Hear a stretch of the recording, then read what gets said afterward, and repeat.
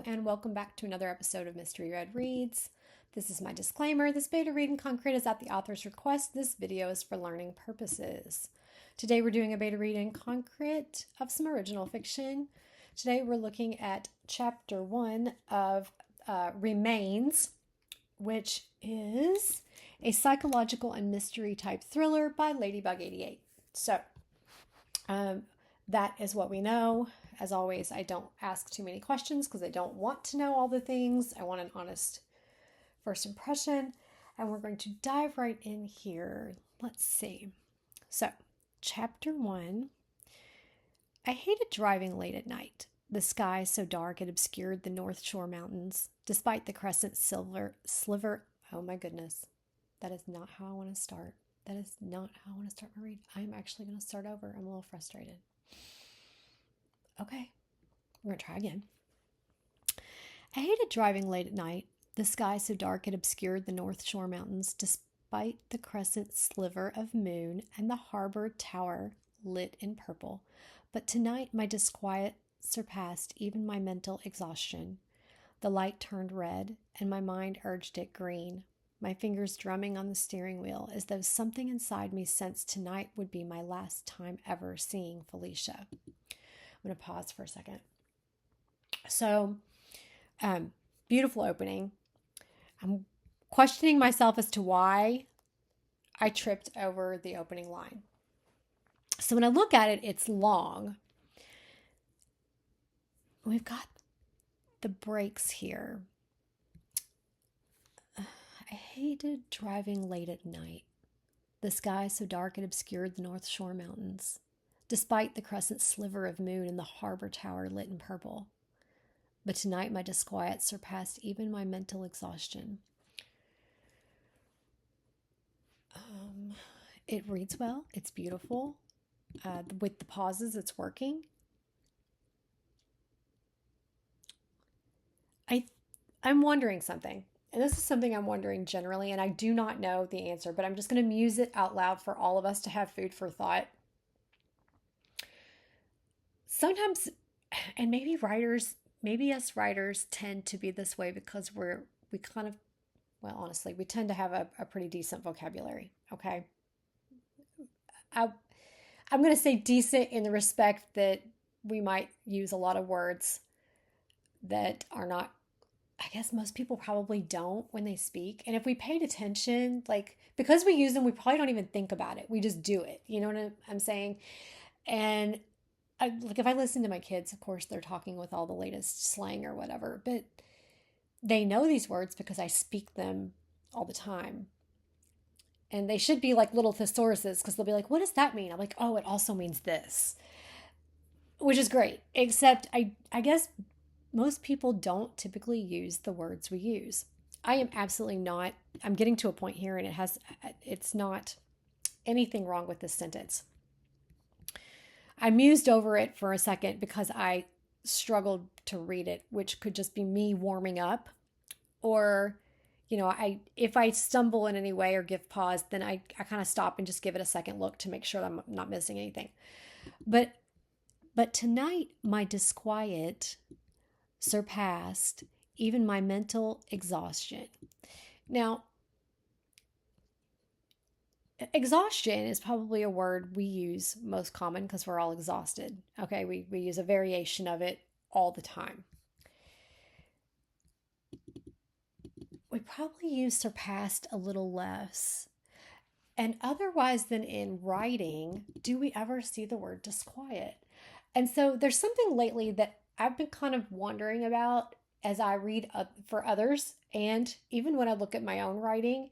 And it's not that there's anything wrong or that there's any kind of a problem. But what I'm thinking is when we put words, and I haven't quite come to what my thought is about it. I'm just noticing it and I'm kind of wondering what it means. It's an observation. We're going to go with that. When we put more than one word that is not commonly spoken into our writing in one sentence, is it too much? Is it? It's a question. This is not an opinion. This is literally me starting to wonder this through doing these readings. So if we look at all these words, I'm just using this sentence for an example. Because it has more than one word that would not commonly be spoken in it, that I feel like it's a good example. And I noticed it the other day when I was reading for someone else, and I've noticed it before that, and I haven't quite been able to put it what I'm noticing to words because it's not a rule I've ever been told. It's not a rule I've ever read about. It's not a rule. It is an observation that sometimes when I read more than one of our wonderful vocabulary words being used in the same sentence, in the same small space, is it too much? It's just a wondering. It's a question. I almost like. What are your thoughts about this observation? Do you have any feelings about it? Do you have any impressions? Do you have any ideas? Do you have any? What do you all think? I want to know. So maybe peg that in the comments if you have a thought or an opinion, or like I'm literally just giving it thought for the first time.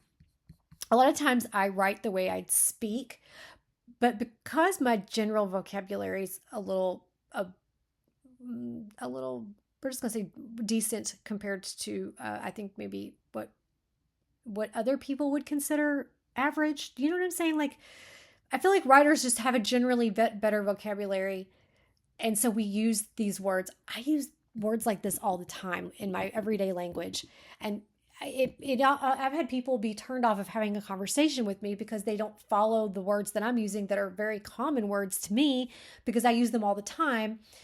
And so if I can put someone off in a conversation based on my vocabulary, what does that mean for our writing? This is completely conversational topic. Throw it in the comments. Let's have a dialogue. What do you think? Is this a thing?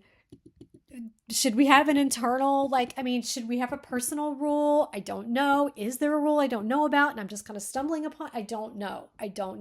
But I'm noticing that when I read a sentence that has more than one of these bigger words, I guess, less commonly used, I want to say, in everyday speak, that the sentence can feel a little bit off, or maybe not off. Maybe I wonder, when I see it or I read it, I begin to wonder if it's too much.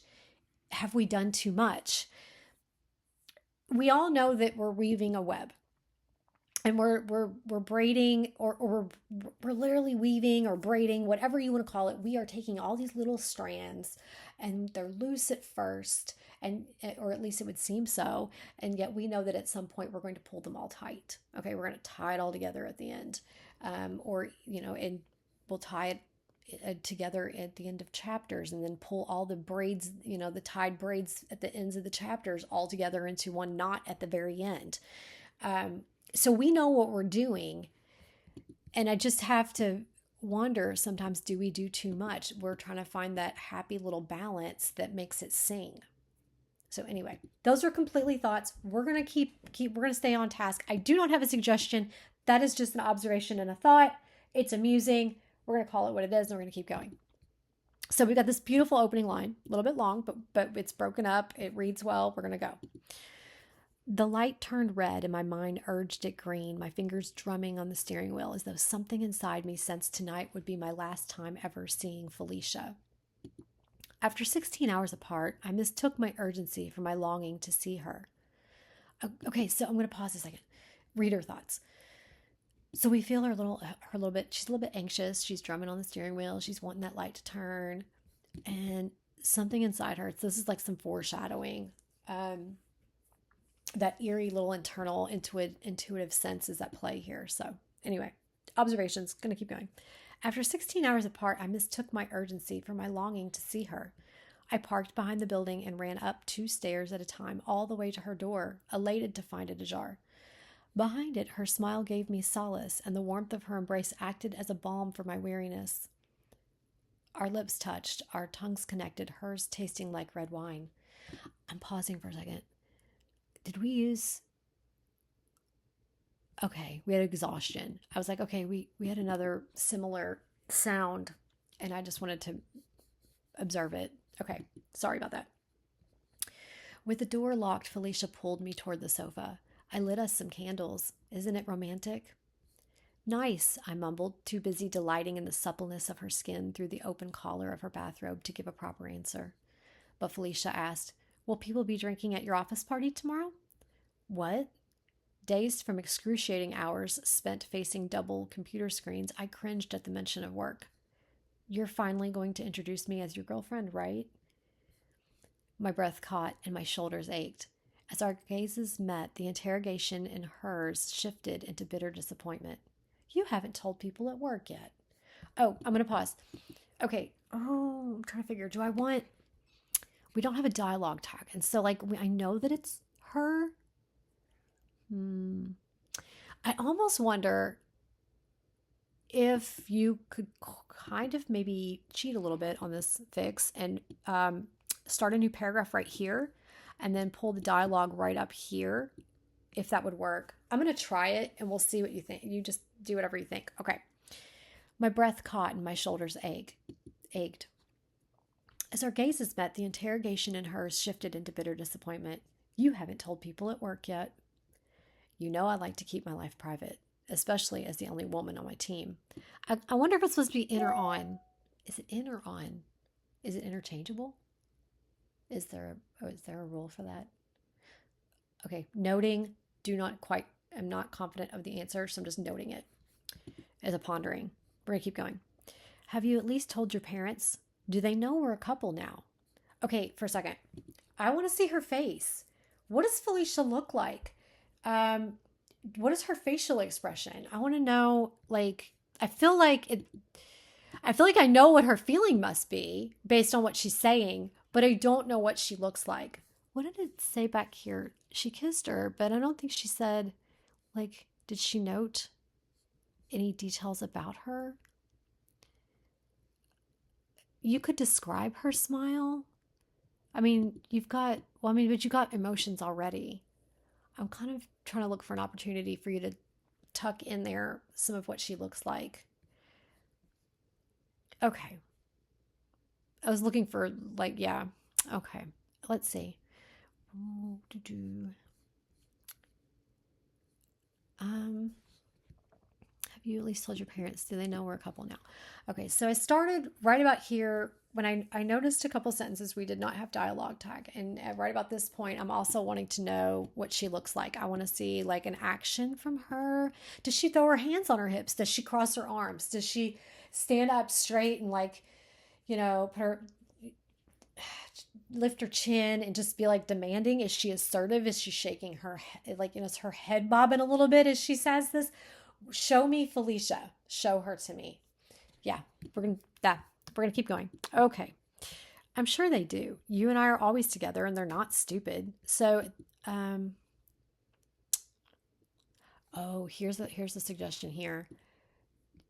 Now, I would not do, I'm gonna give you the suggestion and then I'm gonna tell you what I would not do. You could have an action here with, we don't know this character's name yet, do we? I don't think we do, because it's in first person. Okay. So you could have this character with an action and you could show Felicia. What I wouldn't do is two descriptions of the same nature back to back.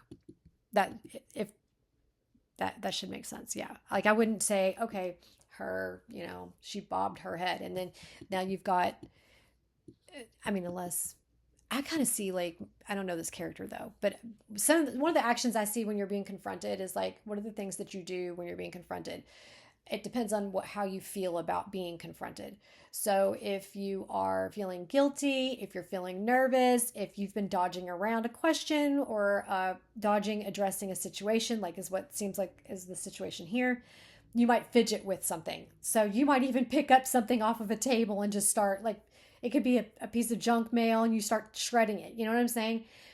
Give them an action and it's going to help this scene for you because you've got lines, you get dialogue and no dialogue tags. So my suggestion is to give them appearance, tone of, you can describe tone of voice without saying the words tone of voice. You could describe the tone, or even the words will give you the tone based on a physical action. For example, she's sassy because she put her hands on her hips and her head is bobbing, something like that. Or you're nervous because you're fidgeting. So you don't have to describe the tone of voice when you have those actions that do it for you. So I would give think about what the surroundings, what the surroundings are in this scene right here. Are they in a living room? I'm thinking they're still in the living room. Okay. If they're in the living room, you could use whatever is available to you in the living room the way you envision it, and use those items to help you come up with actions. I'm going to stop going on, and I'm going to keep going. Where did we leave off in our dialogue? Okay. Have you ever talked about it with them? What for? They've obviously accepted it, or they'd have said something. Fine, Cece, but why didn't, is it Ceci or Cece? Oh, it could be Ceci. I am uncertain. We're going to go, I'm inclined to think Ceci, because if it was Cece, it would probably be C-E-C-E. And we're going to go with Ceci. I'm sorry, I don't know the answer. Fine, Ceci, but why don't you at least tell your coworkers? The candle flames flickered. What? Did we have candles? Hold, please. Did we have candles? Because we can't suddenly have candles. I parked. Okay, and she's come in. She's kissed her welcome. It's fine to... Oh, there we go. I lit us some candles. Isn't it romantic? Okay, we're good. We're good. So sorry about that. I have all that other stuff that I said in between there. I've lost my own setting. Okay. The candle flames flickered, and I imagined the awkwardness of the moment. Not that anyone would ask, but would I feel... Okay. The candle flames flickered, and I imagined the awkwardness of the moment. Not that anyone would ask, but would I feel like I owed them an explanation? I promise I will soon. How much more time do you need? Felicia frowned. We've been together for 2 years. Oh, I'm with Felicia on this one, girl. You need to step up. Step up. Okay. I mean, I don't know her life situation. Sometimes these things are complicated, but I just don't, I don't know. 2 years is a mighty long time to be in the, Okay, we're going to keep going. 26 months. The starburst crystal clock on the wall showed minutes past midnight, and the late hour compounded my exhaustion. Oh, I think we had exhaustion more than once. Did we? Let's see. Believe we did. Right there. I'm not going to highlight because I'm going to lose my spot if I do, but it's right here at in the first line. Okay. I would swap that out for something else. It's very simple word swap there. I'm going to keep going. Can we talk about this tomorrow? I reached for her hands, but she drew them away. You're nice action. Very nice. Okay. You're not sure about me. I can see it in your eyes. It's not you I'm not sure about, I swear. It's myself. If I come out now, I'll have to live with it forever. You see, I want to spend the rest of my life with you, but you're not sure about me. It's not like that. I didn't know what I wanted to do next year, let alone for the rest of my life, but telling Felicia that would crush her heart, though I couldn't lie to her either. Okay, that's kind of long. I think the punctuation's fine. I was able to get it done, but I think we might have opportunities here for 2 sentences. I didn't know what I wanted to do next year, let alone the rest of my life. I think you could actually end the sentence there and then go ahead and bring another sentence, even though it's supporting. Telling Felicia that would crush her heart, though I couldn't lie to her either. Yeah, you could probably omit the but, capitalize the T, and you got 2 sentences. And they work for me. They worked for me. Anyway, we're going to keep going. My eyes stung, and I squeezed the bridge of my nose. She snatched her bathrobe closed, her lips a straight line. Anything I said now would sound wrong and hurtful, and I'd better give us some time and space. I should go. You're going to leave, just like that. I stroked Felicia's hair. But if you go now, Cecilia, don't come back, ever. When I tried to take her hands again, she pushed mine away. So I stood, bent over, and kissed the top of her head. I'm sorry. I dawdled to the door, hoping she would ask me to stay. But she didn't. I'm going to stop right here before I read the next sentence. Okay. I would let this one stand on its own and start a new paragraph right here just to kind of let that stand out. That's just my suggestion. We're going to keep going. It pained me to abandon her like that, but I had done enough damage for tonight. Call me later. Her face buried in her hands, she ignored me, so I opened the door and closed it behind me. We have two me's in the same sentence. Very small. Little thing. You could say she didn't respond, or she didn't move, or she said nothing. Those are three other options you could put in this little groove right here to do away with the me. Or, yeah, I think this is probably the easier of the two without doing a major rewrite or reworking of your sentence. This is probably the easier of the two to swap the me out for something else. And it's very small. It's a trivial notice, but we're just going to keep going. A heaviness radiating from my chest, I stumbled to my studio apartment next door. Oh my gosh, she lives next door to her? What? Oh, so now they're like neighbors? Oh my goodness. Okay, I gotta focus. A heaviness radiating from my chest, I stumbled to my apartment next door, where I stripped down to my underwear, tumbled onto my futon, and cried alone in the dark. Okay, that's a lot. It's a long sentence. Opportunities for multiple sentences to get the same job done. A heaviness radiating from my chest, I stumbled to my apartment next door, period. Here, let's see how we can rework this one. As I tumbled to my futon, how can we say this? We could play with it a little bit. Just like, I kind of see her stumbling in. Yeah, okay, she stumbled in. Piece by piece, I stripped down to my underwear, tumbled onto my futon and cried alone in the dark. There you go. So ending your sentence there. And then here, starting here. Piece by piece, I stripped down to my underwear, tumbled onto my futon and cried alone in the dark. There you go. That's my suggestion. We're going to keep going.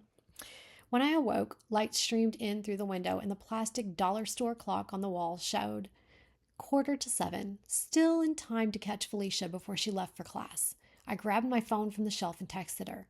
Sorry about last night. Then I got up, pulled on socks and a sweatshirt, and set the kettle to boil water for tea.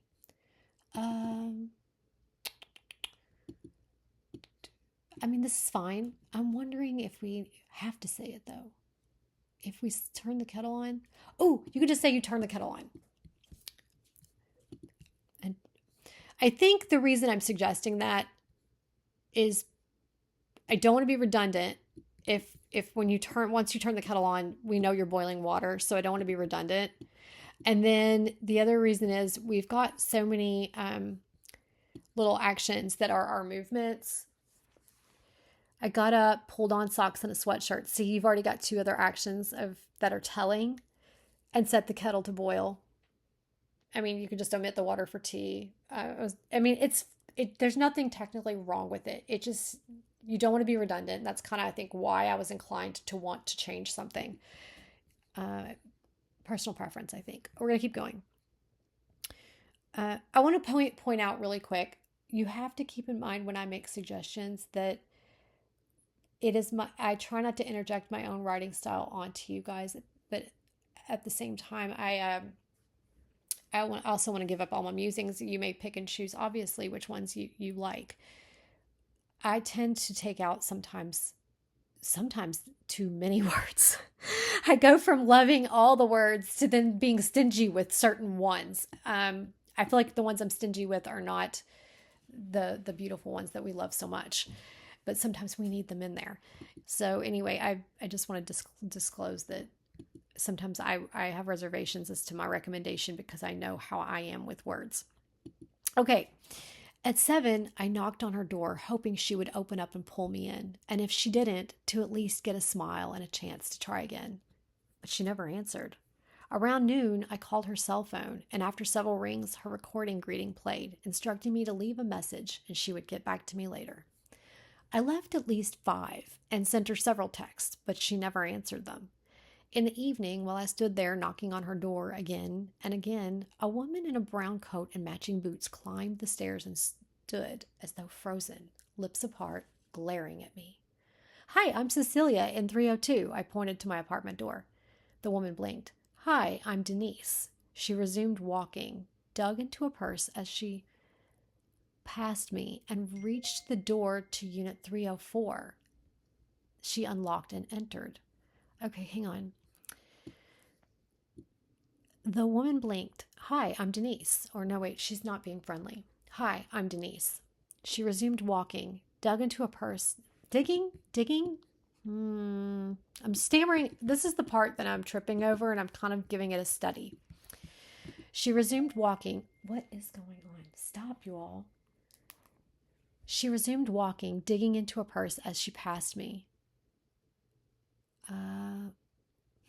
She resumed walking, digging into a purse as she walked by, stopping at the door to unit 304. Maybe. I'm going to go with that. I don't know. I tripped over it, and so I was inclined to reword it a little bit. That's my suggestion, and we're going to keep going. She unlocked and entered. I left for a second. I was wondering if 304, if it was going to be something really creepy, and 304 was Felicia's door or something like that. And I was going to be what is going on? But it seems like we're okay so far. Here we keep going. I left Felicia another voicemail, then texted one of her classmates, and he replied she hadn't shown up for class. Oh no. Anguished, I spent the next hour staring at my phone. Okay, I'm going to pause. I don't want you to tell me anguished. I want you to show it to me. We've kind of got that frantic build happening up here where she's, through her actions, we can see that she's becoming frantic. I mean, she's definitely, we don't have any real internalization. We've got her actions and they are showing her mood, but what are her internal thoughts? I mean, is her mind starting to race? Is she starting to panic? Is she thinking that this is personal? Is she thinking this is just because she's mad at her? Or is she's starting to think something's wrong and something's happened to her? You can use all of those internal thoughts and feed them in throughout here, string them along here and there, and then you're going to have a really good build. So that's my suggestion on that. We're going to keep going. I spent the next hour staring at my phone, willing the device to beep or ring. I even forgot about my office event until a coworker texted me. Kelvin, for April 14th, 2017, 1922. Hey, where are you? I texted back, sorry, I won't be able to make it. Have fun on my behalf. His response didn't take long. Is everything okay? I typed, yeah, nothing major. Then I backspaced over the text and replaced it with, Felicia can't make it. I stared at the unsent message for a few seconds before hitting send. He replied, nothing wrong with going stag. We can pretend we're each other's plus ones. For Kelvin's sake, I agreed. Before I left, I knocked on Felicia's door one more time, and at the restaurant, I kept checking my phone and ducking away to try her number every hour or so, even though it no longer rang and my calls went straight to voicemail. I'm going to pause. So we've got her actions. I want to know that building internal thought, because I'm kind of curious when this happens right here. What is Cece's? I'm going with Cece now that I know her name is Cecilia. And it could still be Ceci, but I'm going to go with Cece. What is her? Is she? What is her internal rationalization, her reasoning in here? Is she thinking, okay, did her mind go off earlier? Did she ever reach the point in her mind, in her thoughts, that this is not just about them, that something else might be wrong? Okay, because I'm wondering if that second thought has crossed her mind yet. Because if it has, when she reaches this point, it seems like she's still just thinking it's about her and the relationship and the fight or the disagreement, whatever the situation is, and not something has happened to Felicia. Because I'm worried about Felicia. All right, I'm at this point, I'm worried about her. I'm thinking something's not right, and I'm wondering why Cece hasn't thought that yet. But then I realized I don't have Cece's thoughts, so I don't know what Cece's thinking. I know what Cece's doing, but not what she's thinking. All right, we're gonna keep going. What's really going on? Kelvin asked when we stepped away from the bigger group. Felicia isn't answering my calls or texts, and I don't know where she is. She's more than a friend, isn't she? It's okay, you can tell me. I kind of want to see his face. because I'm not entirely sure if he is someone that she can trust. We don't know this guy. She does, Cece does, but we don't know him, the reader. So if you show me his body language or give me an internal thought or pair both of them together, like an internal thought from Cece, like what does she think about Kelvin? Does she think this is someone she can trust? And because there's offices have a gossip. We don't know if Kelvin's that or not. He could be genuine. We don't know Cece's relationship with Kelvin. So that little bit, this is an opportunity for that right there. If we get Cece's internal thoughts and Kelvin's body language together, we're going to get a better feel for the situation between these two right here. All right, my cheeks burned. She is. He nodded with no hint of surprise, and I told him about last night, shocked and embarrassed at how callously I had acted. Would Felicia ever forgive me? It's been almost 24 hours, Kelvin said. I think you should call the police. Despite my alarm and the jab of pain in my chest, I acknowledged his advice as correct. So I kind of want a visceral internal reaction, like that. I get that jab of pain in her chest, so we've got that. Let's pair it with an internal thought. I still don't know if the potential for danger or for potential for something having happened to Felicia, I do not know if that has crossed Cece's mind at this point. So, like, does Kelvin saying that suddenly prompt that thought to her? Be like, wait, what? I hadn't thought about that. I just thought she was upset with me. You see what I'm saying? So, like, I'm trying to give you examples of filling that in. So all of these things should actually be pretty simple to kind of work in and tuck here and there. So I don't think these are going to be too difficult of fixes. Let's see. Despite my alarm and the jab of pain in my chest. Okay. I can go with you if you like. He finished his drink in one gulp. I'm leaving anyway. Thanks, but it's okay. We walked out of the restaurant and I went home and knocked one more time, despite the late hour. Heart galloping in my throat, I used my copy of Felicia's key and let myself in. Something I hadn't done before without her knowledge and hated doing now, but I feared the worst. Okay, rather than telling me you feared the worst, I want her to have, at this point, Cece's thoughts should be going kind of off the rails, or something close to it. Like, dramatic, absurd things could even cross through your mind. Worst case scenarios cross through your mind. Go ahead and say those. Go ahead and use them. Make a list of them and pick out a couple you like, or just use one or two. Her heart galloping in her throat. Before we have this strong feeling, I want to have a thought, and it doesn't have to be right here. It just needs to be worked up. Like I said, by scattering it along the way, you can get them to become these thoughts, these internal thoughts, to go from, oh my gosh, is she just not going to get over this? She really needs to get over this. And then like if she starts out thinking that Felicia's mad at her. And we know that our thoughts, when we think someone's mad at us, they spiral around that. And we can I would suggest making a list of them and letting your mind follow that path of all the different things that float through your head when you're in this situation. And then don't judge them, just write them down. And then do the same thing with someone's not answering. And what are those thoughts? When you start to think something's gone wrong, and then let those thoughts race on another sheet. Okay. Then look at them and kind of organize them as to showing a build. Like, some of the thoughts are worse than others, or they gradually get worse. So then you can take the thoughts you let scatter out, and you can either use them scattered, because our minds work that way. It depends on your character. Sometimes they don't work in order of ascension, but you want a gradual increase to help with the build in the drama here. And then these little sensations you've already tucked in there are going to have, your reader's going to feel them because you've done the build. Okay. Those are my suggestions. I know it's a lot. I'm so sorry. Okay. I hope it's helpful. Here we go. Okay. So she's let herself in. I'm nervous. Okay. I'm worried. I'm kind of cringing. I don't know what she's going to find. Ooh, I've got anxiety. Okay. She wasn't anywhere in the apartment. Okay, I kind of want her to look around. All right, I want her to kind of like observe the apartment when she walks in. Does anything look out of place? What is so as Cece is walking in, she's listening, she's looking. What does she see? What does she hear? Does she smell anything? Does anything look out of place or look out of order?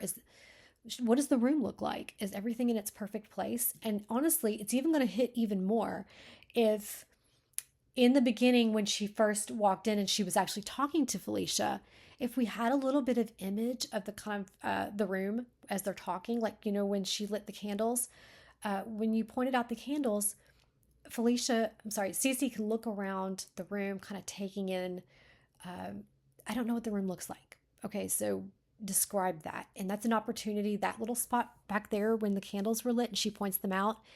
At that moment, Cece can look around the room and kind of take in all the things that make the room Felicia, like the things that would be parts of Felicia, if that makes sense. And then you're going to get feelings out of doing this. Okay. So she looks around the room. When the door locked, Felicia pulled me toward the sofa. I lit us some candles. Isn't it romantic? Okay, where are the candles sitting? Are they on a fireplace mantle? Are they on the floor? Are they around the room? Because if they're around the room, Cece can look around and observe them. Are the candles white? Are they in Felicia's favorite color or Cece's favorite color? Does Felicia like something like plants or blankets or pillows? Or does she like cats? Are there pictures of cats around the room? Are there little statues? And the reason I say to go, obviously you're not going to dictate all of that, but you're going to pick some of the pieces and you're going to kind of fit them in here. And how does Cece feel about the things that she loves about Felicia? And does she love the things Felicia loves because they are trademarks of her? Okay. And that makes it intimate and personal. And you're not trying to do a long dialogue here, but just a little line or something that kind of would give you feelings. When you look at something and you feel an affection towards a person, and it's something that that person loves. You're trying to get to that. And you want that here, so that when you come down here, we were down here. Now she's in here and she's just walked into the apartment, and she can kind of, as she's walking in, she's looking around and she's noticing these things. Okay. She's noticing that, and I don't know what it looks like yet because I'm going to keep going, but I just want to know, is anything out of place? Okay. And because she's having an argument with this person, which is emotionally charged. And so at this point, when you're looking at the room, you're going to have those feelings come back up, and you want your reader to be on that. You want your reader to feel that, and that is where you're going to get it, is by bringing them back up here. She walks in and she's looking around the empty apartment. Okay. I'm going to keep going. I just kind of wanted to give you the opportunity to tuck all that in there and have the feelings build. Even though I know that we're going for psychological mystery thriller, by using emotions and tying them together with these reactions and with the physical reactions and then the actions of what is happening in the story, it's the total package. And so it's going to help. You want to have that. You're going to want that emotional tug along with it. So it's just going to help. Let's see. Here we go. She wasn't anywhere in the apartment, so I called the police and reported her missing. Dreading the response, I dialed the long-distance number I had for her parents. It would be morning there, and feeling rotten inside, introduced myself as her next-door neighbor. An accented male voice replied, "I'm Ovidiu, Anton's assistant. Is Felicia okay?" He sounded so concerned and earnest, or maybe I was so weighed down by guilt that I told him everything, then burst into tears. Oh my gosh, she just confessed to a stranger. Oh, I don't know what that means for Felicia. I'm sorry. These are just thoughts. I'm usually not like this, I added between sobs. It's okay, Cecilia. Don't worry. Felicia told us about you. Let's figure out what to do. I wiped my face and took a deep breath. Okay.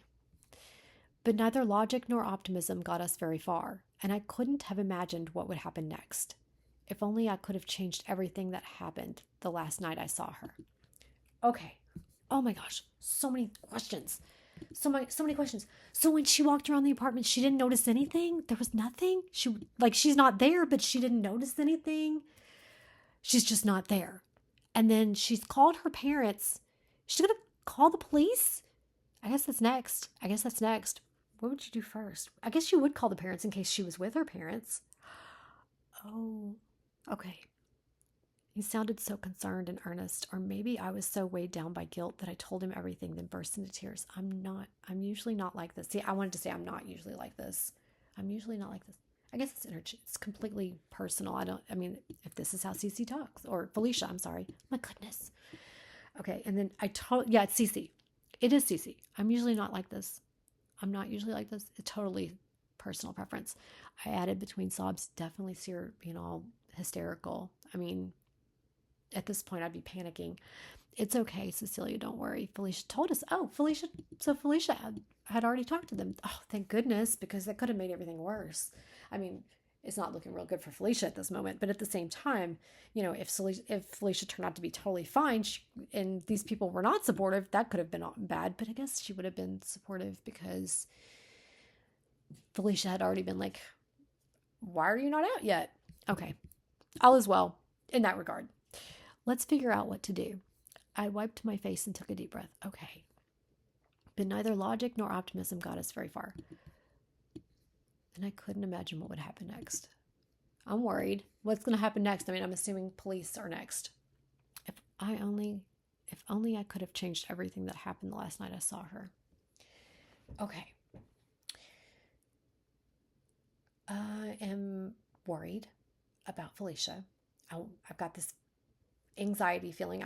Her room. I want to see I think if you give us the visuals and the internal thoughts, you're going to get the full delivered deal here. And I'm worried about Felicia. Okay. I mean, there's like nothing. There's nothing. There's no hint or clue. There's nothing. They had a fight and now she's gone. I mean, I guess that does happen to some people. And then Cecilia's thinking that she just is mad at her, but now she's like, this ain't right. This isn't right. But there's no clue of anything. Well, okay, if there's no clue of anything, what does happen next? Because there's no hint. And that's not a bad thing. I'm just like, what happens next? Therefore, I do what? I turn the page because I need to know what happens next. Okay. Yes. All right. You definitely got suspense. I'm worried about my character. Your character, sorry. I'm worried about her. I want to know more about Felicia, though. I want to know what she like. I want to know more about her. And, yeah. Okay. Okay. So.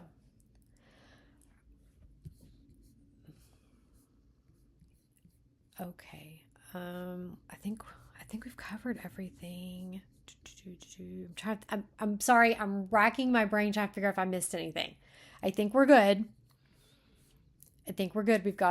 We have opportunity for little details, and we've set up our story. I'm anxious for Felicia. Yeah. All right. We're set up. I want to turn the page, but I can't do that. And I think that's probably what's going on with me is I'm like, I need to turn the page now and I can't do that. So, well, I guess I'm sad. I guess that's what I'm feeling. I'm like, now what do I do? Well, I can't do anything. Okay. Sorry about that, you guys. My brain just kind of went, that's it?